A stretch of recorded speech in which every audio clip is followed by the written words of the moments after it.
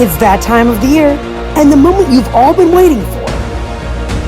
The kickoff to Physicsland Boat Races!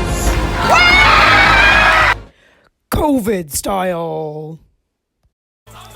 I know you all thought you'd be making boats and paddling yourself across the pool in front of hundreds of your peers cheering you on, but we're gonna have to make the modifications. Oh, rubber ducky, you're the one.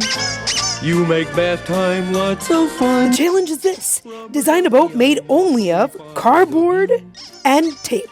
The tape can be duct tape, it can be scotch tape. And I'm hoping that you have most of these things around the house so it won't be a huge inconvenience. And as we scale down the length of the pool, we're also going to go and scale down the size of the boats.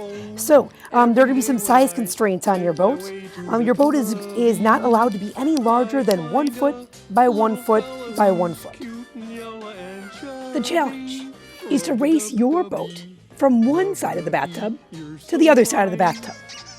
Now, I know not all of you might have a bathtub at home, so I'll be giving you the dimensions so that you're able to go and race it across some other body of water, for example, a kiddie pool.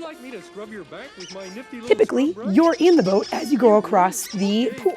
So since we're not able to do that, we're going to replace ourselves with a soda can.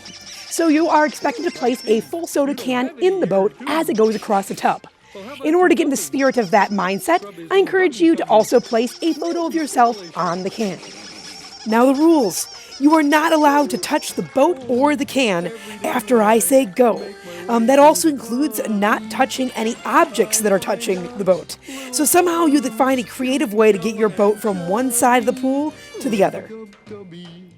In addition, your can needs to stay in the boat, and you are not allowed to attach it in any way to the boat.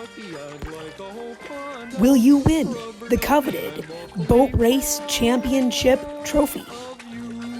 Or could you be in the running for the Caption Award for the best theme? From my bathtub to yours, good luck.